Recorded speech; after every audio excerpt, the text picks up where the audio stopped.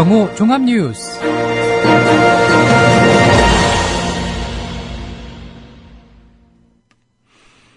3월 25일 국민라디오 정오 종합뉴스입니다. 먼저 오늘의 주요 뉴스입니다.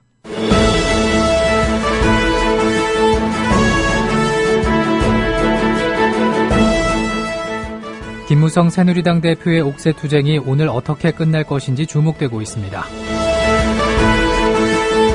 더불어민주당과 정의당 인천시당이 후보 간 경선을 마무리했습니다. 박근혜 대통령의 지지율은 2주 전 42%에서 6%포인트나 급락한 것으로 나타났습니다. 지난해 우리나라의 1인당 국민 총소득이 6년 만에 줄었습니다. 국민라디오 정오종합뉴스 잠시 후 시작합니다.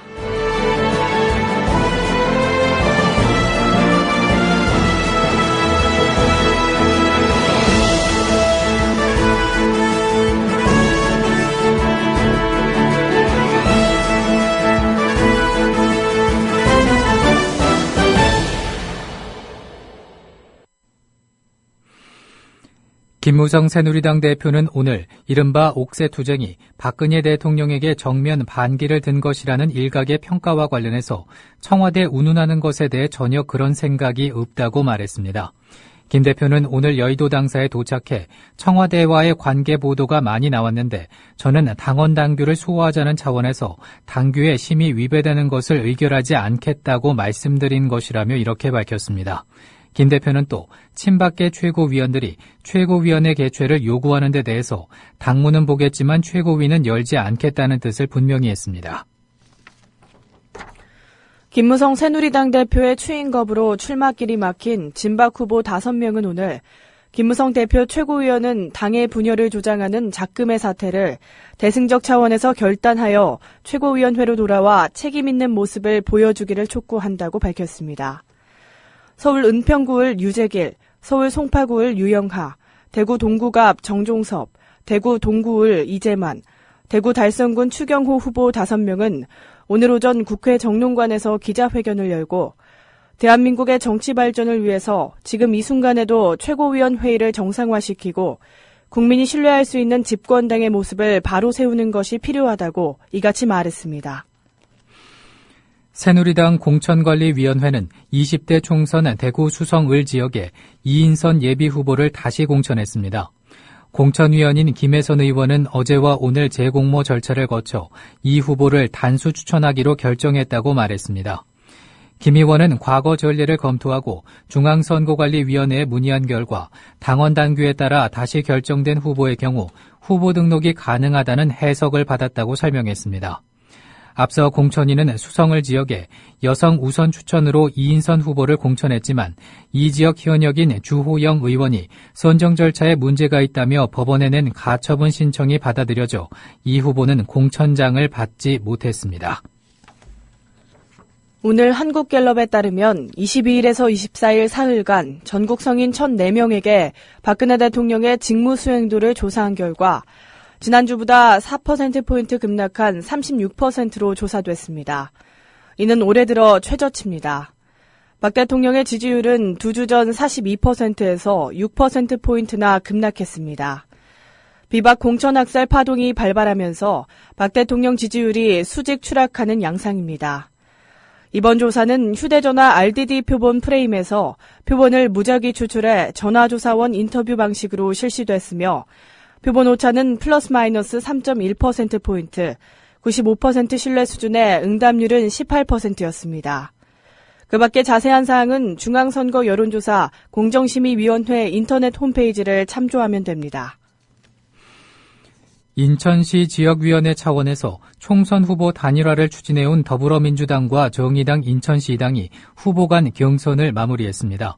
경선 결과 부평을에서는 더민주 홍영표 의원이, 중동 강화 옹진에서는 정의당 조택상 전 동구청장이 단일 후보에 오르는 등 인천 지역 13개 선거구 가운데 11곳이 더민주, 2곳이 정의당 후보로 결정됐습니다. 이로써 더민주와 정의당은 당대당 차원의 연대를 이루지는 못했지만 인천시당 차원의 연대를 이끌어냈습니다. 새누리당 김무성 대표를 향한 막말 파문으로 공천에서 배제된 친박계 핵심 윤상현 의원이 자신의 막말이 담긴 녹취록을 유출한 인물을 찾아달라며 검찰에 수사를 의뢰했습니다. 어제 검찰에 따르면 윤 의원은 지난달 지인과 통화한 대화 내용을 녹취해 언론에 제보한 인물을 통신비밀보호법 위반 혐의로 18일 인천지검에 고소했습니다. 윤 의원은 고소장에서 개인 간 대화 내용을 제3자가 녹음해 유출한 것은 관련법 위반이라며 유출자를 찾아 처벌해달라고 요구한 것으로 알려졌습니다. 국회의원 100명 가운데 65명은 1년 동안 재산이 늘어난 것으로 집계됐습니다. 국회 공직자윤리위원회가 공개한 2015년도 국회의원 재산 변동 신고 내역을 보면 지난해 말 기준으로 의원 290명 중 65.2%인 189명의 재산이 1년 전보다 늘었습니다. 이는 2014년도보다 재산 증가 의원 비율 81.8%보다는 줄어든 것으로 파악됐습니다. 재산이 가장 많은 의원은 안랩 대주주인 국민의당 안철수 의원으로 1,629억여 원을 신고했고 가장 적은 의원은 더민주 진선미 의원으로 남편의 연대 채무가 영향을 미쳐 마이너스 14억여 원인 것으로 나타났습니다. 지난해 우리나라의 1인당 국민 총소득이 6년 만에 줄었습니다. 한국은행은 지난해 1인당 국민 총소득 GNI가 미 달러화 기준으로 27,340달러로 2014년에 28,180달러보다 2.6% 감소했다고 밝혔습니다. 원화를 기준으로 한 1인당 소득은 3,093만 원으로 처음으로 3천만 원을 넘어섰지만 원달러 환율 상승의 영향으로 달러화 기준 소득은 줄었습니다. 1인당 소득이 전년보다 줄어든 건 세계 금융위기 직후인 2009년 이후 6년 만에 처음입니다. 내일부터 이틀 동안 서울 도심에서 열릴 일본 술 행사를 중단해야 한다는 주장이 제기됐습니다. 환경운동연합 등 시민단체들은 오늘 서울 일본 문화원 앞에서 기자회견을 열고 이번 행사에는 지난 2011년 일본 후쿠시마 원전 사고 당시 방사능 오염 지역의 주류 회사가 참가한다고 밝혔습니다. 참가자들은 일본 현지에서 방사성 물질이 계속 검출되는 상황에서 방사능 오염 지역의 쌀과 물로 만드는 일본 술 사케의 안전성을 우려할 수밖에 없는 상황이라고 주장했습니다. 이에 따라 이번 행사 자체를 중단해야 한다고 촉구했습니다. 퇴직 후 빚에 쫓기다가 파산에 이르는 노후 파산이 현실화하고 있다는 것을 보여주는 통계가 나왔습니다.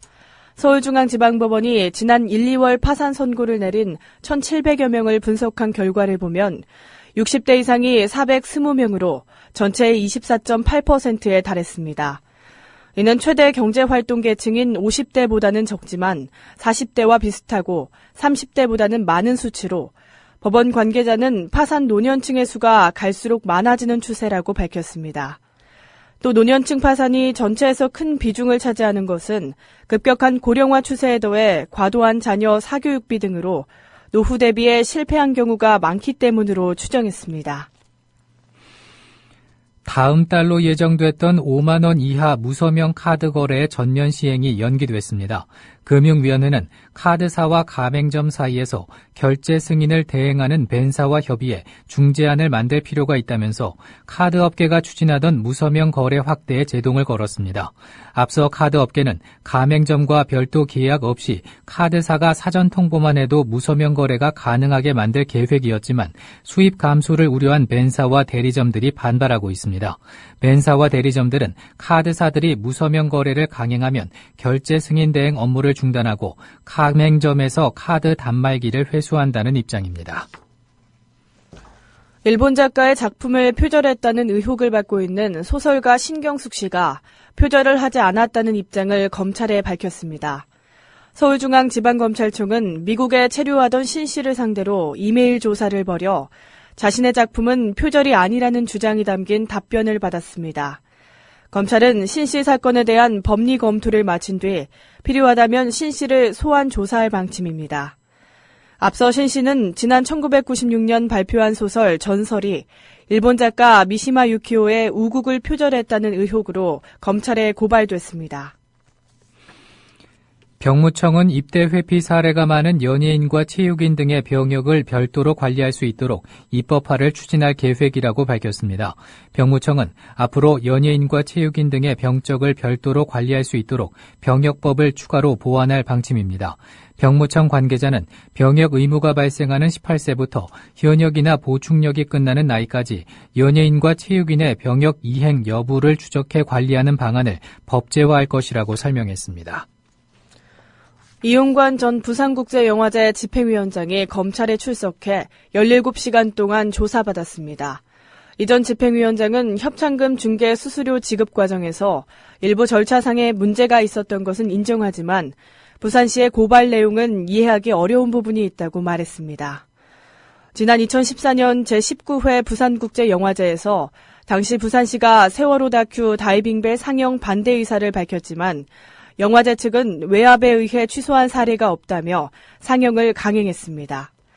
이후 이용관 집행위원장의 사퇴가 종용됐고 감사원이 부산국제영화제 특별감사를 실시했고 부산시가 전 집행위원장인 이용관 위원장을 비롯해 전현직 사무국장 등 3명을 검찰에 고발했습니다.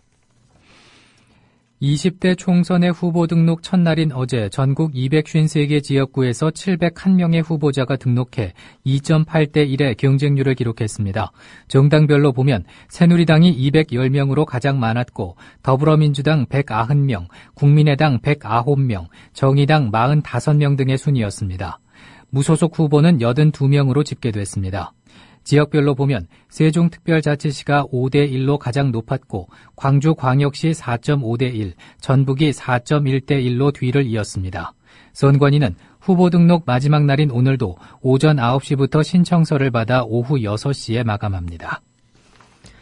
유엔 안전보장이사회의 대북제재 결의안 이행을 감시하는 전문가 패널의 활동 기한이 내년 4월까지 연장됐습니다.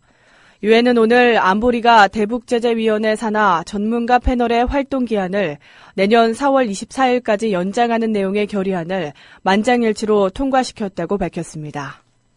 이어서 날씨입니다. 오늘 전국에 가끔 구름 많겠습니다. 강원 남부와 경상 남북도는 대체로 흐리겠습니다. 낮 최고 기온은 9도에서 14도의 분포를 보이겠습니다. 서울의 지금 기온은 10.3도입니다. 정오 종합 뉴스를 마칩니다. 제작 이정일, 진행의 정승조 김일아였습니다. 국민라디오